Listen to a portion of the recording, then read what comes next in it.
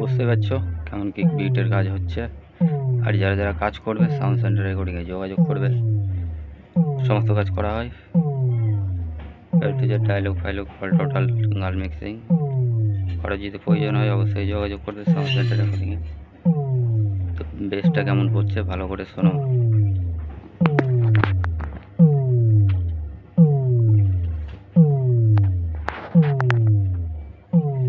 তো আসছি বন্ধুরা আমার অন্য ভিডিওতে।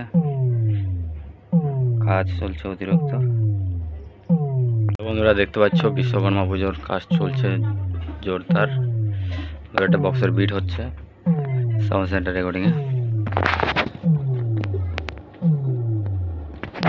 স্টক বিট হচ্ছে।